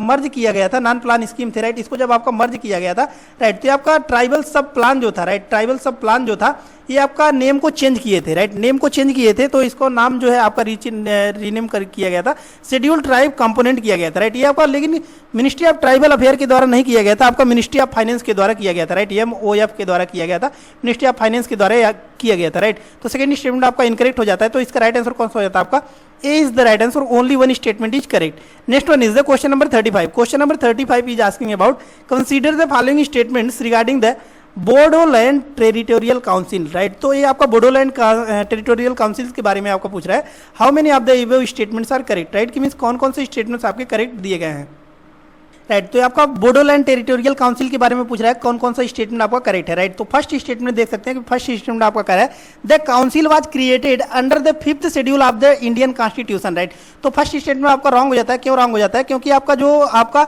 बोडोलैंड ट्राइबल काउंसिल जो आपका फॉर्मेशन किया गया था, राइट, ये आपका क्रिएट किया गया था इन 2003 under the 6th schedule, right, 6th schedule के अंदर जो है आपका ये आपका बोडोलैंड ट्राइबल काउंसिल को क्रिएशन किया गया था, राइट। ये तो आपका 2003 में 6th शेड्यूल जो आपका बात करता है आपका असम, त्रिपुरा, मेघालय एंड मिजोरम, राइट। तो आपको याद रखना है कि 6th शेड्यूल में जो है आपका इसको कंसीडर किया गया था। बाकी दोनों ही स्टेटमेंट आपके करेक्ट दिए गए हैं, तो राइट आंसर हो जाता है आपका बी, इसका राइट आंसर हो जाता है कि only 2 statements are correct. Next one is the question number 36। Question number 36 is asking about consider the following statements regarding development council in Assam, right. तो डेवलपमेंट काउंसिल इन असम के बारे में पूछ रहा है कि कौन कौन से स्टेटमेंट्स आपके करेक्ट दिए गए हैं, राइट। तो इधर आपका आता है असम, इसके रिगार्डिंग पूछ रहा है कौन कौन से स्टेटमेंट्स आपके करेक्ट दिए गए हैं, राइट। तो देख सकते हैं कि फर्स्ट स्टेटमेंट आपको कह रहा है कि government of Assam has created 33 development councils to decentralise power and responsibilities, right. तो फर्स्ट स्टेटमेंट आपका सही है कि मीन जो आपका असम का गवर्नमेंट है, राइट, तो इन्होंने 33 जो है आपका डेवलपमेंट काउंसिल्स बनाए हैं डिसेंट्रलाइजेशन ऑफ पावर के लिए, कि पावर का डिस्ट्रीब्यूशन किया जा सके, राइट। तो फर्स्ट स्टेटमेंट आपका सही है। सेकंड आपको कह रहा है the main function of these council bodies is to formulate various developmental schemes and to execute these in priority and need based manner, right. तो सेकंड स्टेटमेंट भी आपका करेक्ट है। थर्ड आपको कह रहा है the creation of each of the development council was made by the separate gazetted notifications, right, कि means जो भी आपका डेवलपमेंट काउंसिल बनाया जाता था उसके लिए आपका एक सेपरेट गैजेट नोटिफिकेशन जारी किया जाता था, then after only that was created, right. तो तीनों ही स्टेटमेंट आपका करेक्ट है, तो राइट आंसर हो जाता है आपका C is the right answer, all the 3 statements are correct. Next one is the question number 37। Question number 37 में आपका 2 स्टेटमेंट्स दिए गए हैं, इसके रिगार्डिंग पूछ रहा है आपको कौन कौन सा स्टेटमेंट आपका करेक्ट है, राइट तो फर्स्ट स्टेटमेंट में आपका कह रहा है both the parliament and the state legislature can make laws on subject given in the concurrent list. तो सही है, फर्स्ट स्टेटमेंट तो आपका सही है कि मीन्स जो भी आपका कंक्रेंट लिस्ट में आता है राइट उसमें आपका जो है दोनों लोग जो है आपका लॉ बना सकता है कि मीन्स कौन सा सेंट्रल गवर्नमेंट और आपका जो है स्टेट लेजिस्लेचर। तो दोनों फर्स्ट स्टेटमेंट तो आपका करेक्ट हो जाता है। सेकंड स्टेटमेंट आपका कह रहा है यहाँ पर देख सकते हैं in case of the conflict between the law of the state and union law on a subject in the concurrent list the law of the parliament prevails. Right तो सेकंड स्टेटमेंट भी आपका करेक्ट हो जाता है कि means अगर centre और जो है आपका देखिए हमने बताया कि कॉन्करेंट लिस्ट है, कॉन्करेंट लिस्ट पर आपका दोनों लोग लॉ बना सकता है, सेंटर और स्टेट दोनों लोग लॉ बना सकता है। राइट लेकिन मान लीजिए कॉन्फ्लिक्ट बन गया कि सेंटर का जो है अच्छा है या फिर जो है आपका स्टेट का अच्छा है। राइट तो इस पर आपका प्रीवेल कौन करेगा, यानी कि किसको माना जाएगा, ये सेंटर वाले को माना जाएगा। राइट सेंटर को ज़्यादा पावर होता है। तो दोनों ही स्टेटमेंट आपका करेक्ट है, लेकिन जो है आपका दोनों ही इंडिविजुअली करेक्ट है। तो राइट आंसर हो जाता है आपका B is the right answer. Both statement one and statement second are correct and statement second is not the correct explanation for statement 1. Right, next one is the question number 38. Question number 38 is asking about with respect to the interstate councils consider the following statements. Right, तो आपका ISC के बारे में पूछ रहा है कि inter state council के बारे में कि कौन कौन से स्टेटमेंट्स आपके करेक्ट दिए गए हैं। राइट तो यहाँ पर देख सकते हैं। राइट तो फर्स्ट स्टेटमेंट आपको कह रहा है कि the council was established on recommendation of Sarkaria commission. Right तो आपका जो ISC यानी कि इंटर स्टेट काउंसिल बनाया गया था आपका on the recommendation of Sarkaria commission बनाया गया था। तो फर्स्ट आपका सही है। सेकंड आपका कह रहा है the councils empowered to investigate and discuss subjects of common interest between the union and the states among the states. Right तो सेकंड स्टेटमेंट भी आपका करेक्ट है कि मीन्स जो भी आपका काउंसिल बनाया गया ISC इंटर स्टेट काउंसिल वो क्या करते हैं कि मीन्स इन्वेस्टिगेट करते हैं कि जो भी आपके डिस्कस करते हैं सब्जेक्ट जो भी आपका कॉमन इंटरेस्ट में आते हैं कि मीन्स जो भी आपका यूनियन या फिर स्टेट में आपका कॉमन इंटरेस्ट पर आते हैं उसके सब्जेक्ट्स में भी वो इंपावर इन्वेस्टिगेशन करते हैं। राइट तो दोनों ही स्टेटमेंट आपके करेक्ट हैं। तो राइट आंसर हो जाता है आपका C is the right answer. Next one is the question number 39। Question number 39 is asking about ZSC।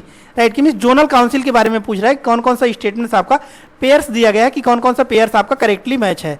Right तो इसमें आपका चारों जो जोनल काउंसिल्स दिए गए हैं वो सभी आपके जोनल काउंसिल्स है। लाइक दैट एग्जांपल आप लोग देख सकते हैं northern zonal council, Himachal Pradesh, Jammu Kashmir, ये सभी आपके जोनल काउंसिल्स है। Right central zonal council Chhattisgarh and Uttarakhand, आपका eastern zonal council Orissa Sikkim, western zonal council and UT आप दमन दीव एंड दादर नगर हवेली, ये सभी आपके जोनल काउंसिल्स है। राइट तो इसी के बारे में आपको पूछा ही गया है। तो राइट आंसर कौन सा हो जाता है आपका डी इसका राइट आंसर हो जाता है। All the 4 statements are correct. Next one is the question number 40। Question number 40 which of the following statements is are incorrect. Right तो ये आपका पूछ रहा है कि कौन कौन सा स्टेटमेंट आपका इनकरेक्ट है। राइट तो स्टेटमेंट फर्स्ट आपका कह रहा है कि NITI Aayog has been constituted to actualise the important goal of cooperative federalism and the enable good governance in India. Right तो फर्स्ट स्टेटमेंट आपका सही है कि मीन्स जो भी आपका नीति आयोग का फॉर्मेशन किया गया राइट वो actualisation of important goal cooperative federalism के बारे में बात करता है जो कि आपका गुड गवर्नेंस ऑफ इंडिया के बारे में बात करता है। राइट तो फर्स्ट आपका करेक्ट है। सेकंड आपका कह रहा है कि NITI has established the sustainable action for transforming human capital. Right SATH के बारे में बात कर रहा है, साथ इन द सेंस की sustainable action for transforming human capital programme to promotion of cooperative federalism among the states. Right तो दोनों ही स्टेटमेंट आपके करेक्ट है। तो राइट आंसर कौन सा होता है आपका डी, क्योंकि इसमें पूछा कौन कौन से इनकरेक्ट है, neither one nor two. Next one is the question number 41। Question number 41 is asking about 2 statements दिए गए हैं। इसमें आपका पूछ रहा है कि कौन कौन सा स्टेटमेंट आपका करेक्ट दिया गया है। राइट तो फर्स्ट आपका कह रहा है द टर्म इमरजेंसी। राइट तो इमरजेंसी प्रोविजन आपका जो है इंडिया में आपका 3 इमरजेंसी आता है। कौन कौन सा, एक होता है आपका नेशनल इमरजेंसी जो कि आपको बात करता है आर्टिकल 352। राइट और सेकंड आपका आता है प्रेसिडेंट रूल। प्रेसिडेंट रूल आपको बात करता है article 356। Right next one is the financial emergency. Financial emergency आपको बात करता है आर्टिकल 360। राइट तो 3 इमरजेंसी होते हैं, तीनों ही आपका याद रखना है। राइट और अगर बात की जाए प्रेसिडेंट रूल तो बहुत बार लगा हुआ है, नेशनल इमरजेंसी आपका 3 बार लगा हुआ है और फाइनेंशियल इमरजेंसी अभी तक भारत में नहीं लगा हुआ है। राइट तो फर्स्ट आपका कह रहा है देखिए the term emergency refers to an unanticipated turn of circumstances that requires government bodies to act immediately within their jurisdiction। Right तो सही है, फर्स्ट स्टेटमेंट तो आपका सही हो जाता है कि मीन्स ये जो इमरजेंसी होता है राइट वो आपका अनसर्टेन होता है कि मीन्स कोई भी किसी को आपका कंसिडरेशन नहीं होता है कि मीन्स जो है इमरजेंसी आने वाला है। लाइक दैट कि मीन्स मान लीजिए आपका तबियत खराब हो गया, वो आपका क्या है कि इमरजेंसी कंडीशन है कि मीन्स आपको नहीं पता था कि आपका आज तबियत खराब होने वाला है। राइट तो अपने अकॉर्डिंग आप क्या लेंगे कि डिसीजन लेंगे। लाइक दैट ओनली आपका इमरजेंसी प्रोविजन होता है, गवर्नमेंट जो होती है वो at that time instant reaction लेती है, उसी को हम लोग क्या बोलते हैं इमरजेंसी प्रोविजन। राइट तो फर्स्ट स्टेटमेंट तो आपका करेक्ट हो जाता है। सेकंड वन आपका कह रहा है कि in situations of emergency, all civil rights except Article 20 and 21, the Constitution of India suspended inside the state or nation, right? तो second statement is also correct कि मीन्स ड्यूरिंग द इमरजेंसी आपके जो भी आपके फंडामेंटल राइट्स होते हैं, right, fundamental right in the sense कि जो भी आपके आर्टिकल 12 to 35 आते हैं, राइट, वो आपके होते हैं फंडामेंटल राइट्स। और अगर आपके फंडामेंटल राइट का वायलेशन होता है, राइट, तो आप क्या कर सकते हैं, डायरेक्ट आप सुप्रीम कोर्ट में पिटीशन कर सकते हैं, राइट। तो फंडामेंटल राइट, अब मान लीजिए नेशनल इमरजेंसी लगा हुआ है और आप अपने आर्टिकल 18 के बारे में डिमांड करते हैं, आर्टिकल 19 के बारे में डिमांड करने लगे, राइट। आर्टिकल 19 आपको कहता है right to speech and expression, तो right to speech and expression आपका बात करता है कि मीन्स आपको अधिकार है कि मीन्स आप किसी भी बातों पर बात कर सकते हैं, राइट। लेकिन आपका लगा हुआ है नेशनल इमरजेंसी कि किसी चीज को आपको छिपाना है, लाइक दैट कि मीन्स जो है आपका पाकिस्तान के साथ कॉन्फ्लिक्ट चल रहा है, राइट। तो इस सिचुएशन में आप क्या करेंगे कि मीन्स जो भी इंडिया के सीक्रेट्स होंगे उनको आप छुपाने का प्रयास करेंगे। लेकिन ये आपका आर्टिकल 19 जो है वो बात करता है freedom of speech and expression कि मीन्स आप कुछ भी बोल सकते हैं, राइट। तो ये आपका सस्पेंडेड हो जाता है, राइट। तो उसी के बारे में बात कर रहा है कि मीन्स एक्सेप्ट आर्टिकल 20 एंड 21 जो है आपका ऑल द से आपके फंडामेंटल राइट्स सस्पेंडेड हो जाते हैं for a certain period, right. तो सेकंड स्टेटमेंट भी आपका करेक्ट हो जाता है, राइट। लेकिन both are individually correct, not interlink to each other, right. तो राइट आंसर हो जाता है आपका B is the right answer. Both statement 1 and statement second are correct and statement second is not a correct explanation for statement first, right. Next one is the question number 42, right. तो next one is the question number 42। Question number 42 यहाँ पर देख सकते हैं, कह रहा है आपका consider the following statements regarding the national emergency in India, right. तो देखिए अभी हमने जो है ऊपर भी डील किया हुआ है, प्रीवियस क्वेश्चन में भी हमने डिस्कस किया हुआ है कि मीन्स जो अभी आपके इमरजेंसी होते हैं, इमरजेंसी प्रोविजन इंडिया में आपका जो है 3 टाइप के इमरजेंसी प्रोविजन होते हैं। एक होता है आपका नेशनल इमरजेंसी, नेशनल इमरजेंसी आपका बात करता है आर्टिकल 352 के बारे में बात करता है, right. Second one is the आपका आता है कि प्रेसिडेंट रूल, प्रेसिडेंट रूल जो आपका होता है ये आपका बात करता है आर्टिकल 356, राइट। और थर्ड वन आता है आपका कौन सा, फाइनेंशियल इमरजेंसी, राइट। तो फाइनेंशियल इमरजेंसी आपका बात करता है आर्टिकल 360, राइट। और हमने यह भी बताया हुआ है कि आर्टिकल 352 यानी कि नेशनल इमरजेंसी आपका जो है 3 बार लगा हुआ है, राइट। लेकिन आपका जो प्रेसिडेंट रूल है ये आपका बहुत ही बार लगा हुआ है, राइट। तो ये आपका बात करता है 356 के बारे में। और फाइनेंशियल इमरजेंसी जो कि आर्टिकल 360 में मेंशन है, आज तक भारत में इंपोज नहीं किया गया, राइट। तो फर्स्ट स्टेटमेंट आपका कह रहा है कि article 356 states that president can proclaim an emergency when the territory of India is under invasion, foreign encroachment और इंटरनेशनल इंश्योरेशन, राइट। तो फर्स्ट स्टेटमेंट तो आपका इनकरेक्ट हो जाता है, क्योंकि देखिए ये आपका आर्टिकल कौन सा बात करता है, आर्टिकल 352 बात करता है ना कि मीन्स नेशनल इमरजेंसी के बारे में। हमने तो बताया कि मीन्स जो आपका आर्टिकल 356 है ये आपका प्रेसिडेंट रूल के बारे में बात करता है, राइट। तो फर्स्ट आपका रॉन्ग हो जाता है। सेकंड वन कह रहा है आपका the Nations first emergency was proclaimed during the 1962 and 68 confrontation with China, right. तो फर्स्ट जो आपका नेशनल इमरजेंसी देखने को मिला था वो आपका 1962 के दौरान देखने को मिला था, जो कि आपका इंडिया का कॉन्फ्लिक्ट चल रहा था इंडो चाइना 1962, राइट। उसी में ही आपका जो है फर्स्ट नेशनल इमरजेंसी देखने को मिला था। तो सेकंड स्टेटमेंट आपका करेक्ट है, तो राइट आंसर हो जाता है आपका 2 is the right, B is the right answer, only 2 statement is correct. Next one is the question number 43. Question number 43 is asking about regarding the 42nd Amendment Act in India, consider the following statements, right. तो 42nd amendment act आपका हुआ था 1976 में, इसके regarding पूछ रहा है कि कौन कौन से स्टेटमेंट्स आपके करेक्ट दिए गए हैं, राइट। राइट, तो क्वेश्चन नंबर 43 में आपको जो है स्टेटमेंट थर्ड पर थोड़ा सा ज्यादा फोकस करना है, क्योंकि स्टेटमेंट थर्ड को यहां पर देख सकते हैं, कह रहा है आपका the amendment declare that parliament had the power to amend any part of the constitution excluding fundamental rights, right. तो थर्ड स्टेटमेंट तो आपका इनकरेक्ट हो जाता है, साफ साफ इनकरेक्ट हो जाता है, क्योंकि ये कह रहा है कि जो पार्लियामेंट है उसको पावर है कि मीन्स किसी भी पार्ट को आपका अमेंडमेंट कर सकता है। अमेंडमेंट इन द सेंस कि आर्टिकल 368 आपका बात करता है कि कॉन्स्टिट्यूशनल अमेंडमेंट के बारे में बात करता है, राइट। कि मीन्स जो भी अमेंडमेंट किए जाते हैं वो उसके लिए आपका एक ही आर्टिकल मेंशन किया गया है, आर्टिकल 368, राइट। तो देखिए, लेकिन जो है केशवानंद भारती केस आपने पढ़ा हुआ होगा, राइट। केशवानंद भारती केस जो है आपका पढ़ा होगा कि 1976 में जो आपका आया था, राइट। कि मीन्स 42nd अमेंडमेंट एक्ट 1976, इसमें आपका जो है केशवानंद भारती केस जो है आपका कहता है कि जो पार्लियामेंट है, राइट, वो आपका अमेंडमेंट तो कर सकता है, लेकिन बीएससी इन द सेंस कि basic structure of the constitution जो है आपका उसको अमेंडमेंट नहीं किया जा सकता है, राइट। लेकिन ये आपका कह रहा है कि एक्सक्लूडिंग फंडामेंटल राइट्स, कि मींस फंडामेंटल राइट को ही अमेंड नहीं किया जा सकता है, राइट। तो थर्ड वन तो आपका रॉन्ग हो जाता है। और अगर एग्जाम्पल के साथ विथ एग्जाम्पल बात किया जाए तो देखिए जो आपका 31 था, राइट, आर्टिकल 31 जो था राइट टू प्रॉपर्टी, राइट, इसको आपका क्या किया गया था, अमेंडमेंट किया गया, राइट। इसको जो है फर्दर आपका 48 अमेंडमेंट एक्ट आपका 1978 के द्वारा आपका 44th जो किया गया था, राइट, 1978, इसको आपका 300A में कंसीडर कर दिया गया, फंडामेंटल राइट से जो है आपका लीगल राइट बना दिया गया, राइट। तो ये आपको पता होना चाहिए, राइट। तो थर्ड वन तो आपका साफ साफ रॉन्ग हो जाता है, राइट। तो इसमें देख सकते हैं 2 ही स्टेटमेंट आपका करेक्ट है, तो फर्स्ट एंड सेकंड आपका करेक्ट है, तो राइट आंसर हो जाता है आपका B is the right answer, only 2 statements are correct. Next one is the question number 44।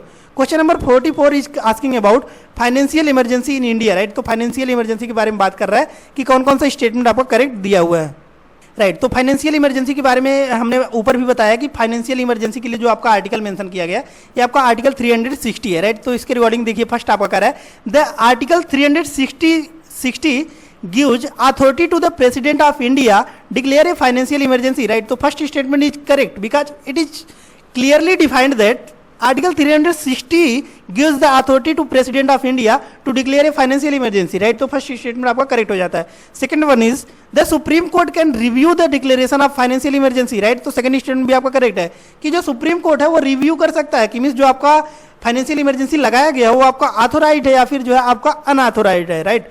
Next one is the statement number third आपका कर रहा है a proclamation of financial emergency must be approved by both the houses of parliament, right. तो third statement भी आपका correct है कि means must भी पास्ड होना चाहिए, लोकसभा और राज्यसभा दोनों के द्वारा जो है आपका पास किया जाना चाहिए, देन ओनली इट में B proclaimed financial emergency, right. तो तीनों ही स्टेटमेंट आपके करेक्ट दिए हुए हैं। तो इसका राइट आंसर कौन सा हो जाता है, यहाँ पर देख सकते हैं राइट आंसर हो जाता है आपका C, all the 3 statements are correct. Next one is the question number 45। Question number 45 is asking about consider the following statements, right. तो इसमें आपको पूछ रहा है how many of the statements given above are correct, right. कि means कौन कौन से स्टेटमेंट आपके करेक्ट दिए गए हैं, राइट। राइट, तो क्वेश्चन नंबर 45 को थोड़ा सा डील में देखते हैं कि डीप में देखते हैं। देखिए फर्स्ट आपका करा है रीजनल बॉडीज ऑफ नीति आयोग consist of chief minister of all the states which is summoned by the prime minister, right. तो देखिए फर्स्ट स्टेटमेंट आपका रॉन्ग है, राइट। क्यों रॉन्ग है इसके बारे में थोड़ा सा डीप में समझते हैं। देखिए हमने बताया है कि आपका इंडिया जो है, राइट, इसमें आपका 28 स्टेट है और 8 आपके यूटी हैं, राइट। तो देखिए जो आपका ये नीति आयोग का फॉर्मेशन किया गया है, राइट, नीति आयोग का जो आपका फॉर्मेशन किया गया है, राइट, इसमें आपका क्या होता है कि नीति आयोग के जो भी मेंबर्स होते हैं तो स्टेट में तो आपके सीएम्स ही होंगे, राइट। सीएम्स ही आपके जो है मेंबर्स होते हैं स्टेट में, लेकिन वही अगर बात किया जाए आपका यूटी में बात किया जाए, राइट, तो इसमें यूटी में कौन होते हैं आपके पता है कि लेफ्टिनेंट गवर्नर्स होते हैं, राइट। लेफ्टिनेंट आपके गवर्नर्स होते हैं, एलजी होते हैं, राइट, एलजी होते हैं, गवर्नर्स होते हैं, लेफ्टिनेंट गवर्नर्स, राइट। तो स्टेट्स में आपके जो मेंबर्स होंगे वो सीएम्स होंगे, लेकिन वही आपका यूटी में जो होते हैं वो आपके एलजी होते हैं, राइट। तो फर्स्ट आपका रॉन्ग हो जाता है क्योंकि आपका बोल रहा है कि नीति आयोग consist of chief ministers of all states which is summoned by prime minister, right. तो इसमें आपका जो एलजी भी होते हैं, राइट। तो फर्स्ट आपका रॉन्ग हो जाता है। सेकंड आपका कह रहा है NITI Aayog is an advisory body, right. तो second statement is definitely correct क्योंकि आपका सेकंड कह रहा है कि ये क्या है आपका एक एडवाइजरी बॉडी है, right. Third one is part time members of NITI Aayog are nominated on rotational basis, right. तो third one is also correct कि जो भी आपके पार्ट टाइम मेंबर्स होते हैं नीति आयोग के वो क्या होते हैं कि नॉमिनेटेड किए जाते हैं रोटेशनल बेसिस पे, राइट। तो 2 स्टेटमेंट करेक्ट हैं, तो राइट आंसर हो जाता है आपका B is the right answer. Next one is the question number 46। Question number 46 is asking about regarding national human right commission NHRC के बारे में पूछ रहा है consider the following statements which of the statements given above are correct, right. कि means कौन कौन से स्टेटमेंट आपके जो है करेक्ट दिए गए हैं आपका एनएचआरसी के बारे में, राइट। तो फर्स्ट स्टेटमेंट आपको कह रहा है कि it has been set up by an act of parliament for the protection and promotion of the human rights. कि मींस जो आपके नेशनल ह्यूमन राइट कमीशन बनाया गया है ये किसके लिए बनाया गया, आपका प्रोटेक्शन ऑफ ह्यूमन राइट के लिए ही बनाया गया ना। तो फर्स्ट तो आपका करेक्ट है, राइट। सेकंड आपको कह रहा है the commission is responsible for spreading of human rights awareness amongst the masses at national and international level, right. कि मीन्स जो कमीशन है आपका ये क्या करता है कि रिस्पॉन्सिबल होता है स्प्रेडिंग करने के लिए ह्यूमन राइट के इंटरनेशनल और नेशनल दोनों लेवल पर। तो दोनों ही स्टेटमेंट आपके करेक्ट हैं, तो राइट आंसर हो जाता है आपका C is the right answer. Next one is the question number 47। Question number 47 यहाँ पर देख सकते हैं कह रहा है आपका कि 2 स्टेटमेंट्स दिए गए हैं, इसके रिगार्डिंग पूछ रहा है कि कौन कौन से स्टेटमेंट आपके करेक्ट हैं, right. In this question number 47 2 statement दिए गए हैं, इसमें से पूछ रहा है आपका कौन कौन सा स्टेटमेंट करेक्ट है, राइट। तो फर्स्ट आपका कर रहा है the state inform commission, right. कि मींस एसआईसी के बारे में पूछ रहा है, स्टेट इन्फॉर्मेशन कमीशन के बारे में, right. Conducts investigation and renders judgments on appeal, right.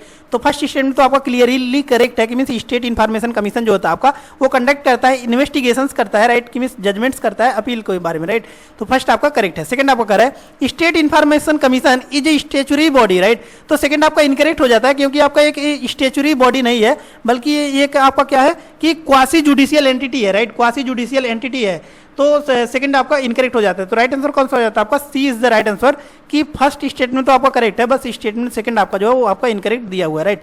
Next one is the question number 48। Question number 48 यहाँ पर देख सकते हैं रखा रहा आपका with reference to the central vigilance commission, right. CVC के बारे में आपका पूछ रहा है कि which of the statements given below is not correct, right.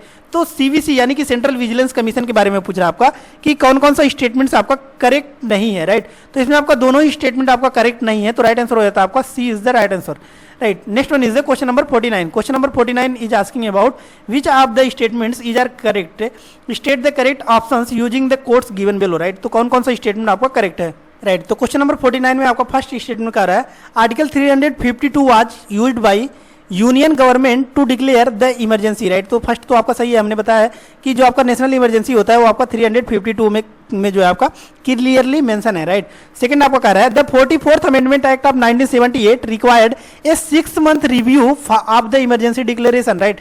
कि जो आपका 44th अमेंडमेंट किया गया है जो कि आपका 1978 में, राइट, वो क्या बात करता है कि 6 month का रिव्यू जो आपका किया जाना चाहिए, राइट, जो भी आपका इमरजेंसी डिक्लेरेशन है कि मीन्स इमरजेंसी डिक्लेयर होने से पहले, राइट। तो सेकंड भी आपका करेक्ट है। थर्ड आपका कर रहा है द नेशनल इमरजेंसी में stop the enforcement of article 20 and 21 rights, right. तो थर्ड स्टेटमेंट आपका क्लियरली इनकरेक्ट हो जाता है, क्योंकि हमने बताया है कि नेशनल इमरजेंसी के दौरान आपका सस्पेंड किया जा सकता है article 20 and 21, but it can not be stop, right. तो थर्ड आपका इनकरेक्ट हो जाता है, राइट। तो राइट आंसर हो जाता है आपका 20 का राइट आंसर हो जाता है, only first and second one is the correct. Next one is the question number 50। Question number 50 यहाँ पर देख सकते हैं, राइट। तो ये आपका पूछ रहा है कि एनआईए के बारे में कि मींस नेशनल इन्वेस्टिगेशन एजेंसी के बारे में how many of the above mention are correct about national investigation agency, right. कि मींस नेशनल इन्वेस्टिगेशन एजेंसी के बारे में कौन कौन सा स्टेटमेंट आपका करेक्ट दिया गया है, राइट। तो यहाँ पर देख सकते हैं फर्स्ट आपका कह रहा है काउंटर टेररिज्म ऑपरेशन, सही है। सेकंड आपका कह रहा है probing cross border crimes, dealing with counterfeit currency cases, right, कम्बेटिंग cyber crimes, right. तो चारों ही स्टेटमेंट आपके करेक्ट है, तो राइट आंसर कौन सा हो जाता है आपका? A is the right answer, all the 4 statements are correct, right. तो इस प्रकार से देख सकते हैं कि मीन्स जो है हमने टोटल 50 के 50 क्वेश्चन सॉल्व कर लिए, राइट। तो देखिए most of the peoples are confused about how many questions are there in this PDF, right. तो 50 क्वेश्चन ही इस पीडीएफ में है, राइट। ये आपका सेक्शनल टेस्ट जो भी आपके किए जा रहे हैं पॉलिटी के, हमने टोटल 4 लेक्चर्स ले लिए, राइट, जो कि आपके पॉलिटी पर ही है। टोटल आपका सेक्शनल है, राइट, लेकिन ये आपका कॉन्सेप्चुअल क्लैरिटी प्रोवाइड कर रहा है, राइट। तो टोटल डिटेल्स में आपको और डिटेल्स में जानना है थोड़ा सा, तो सॉल्यूशंस भी जाकर आप रीड आउट कर सकते हैं, जिसके लिए जो है हमने टेलीग्राम चैनल पर इसका पीडीएफ टोटल आपका प्रोवाइड कर दिया है, राइट। ये आपका विथ क्वेश्चन एंड सॉल्यूशन आपका प्रोवाइड किया गया है, राइट। तो वहां से जाकर आप जो है टेलीग्राम चैनल को ज्वाइन करके प्राप्त कर सकते हैं, राइट। और चैनल को भी सब्सक्राइब कर लीजिएगा ताकि जो भी लेटेस्ट वीडियोज होंगी वो आप तक पहुंचते रहेंगे और you will be capable for a healthy competitor, right. कि मीन्स आप एक हेल्दी कंपटीटर जो है फाइंड आउट कर पाएंगे सेल्फ को, योर सेल्फ को, राइट। तो चैनल को सब्सक्राइब कर लीजिएगा ताकि जो भी लेटेस्ट वीडियोज होंगी वो आप तक पहुंचती रहेंगी, राइट। तो धन्यवाद, मिलते हैं नेक्स्ट वीडियो में नेक्स्ट लेक्चर के साथ, तब तक के लिए धन्यवाद।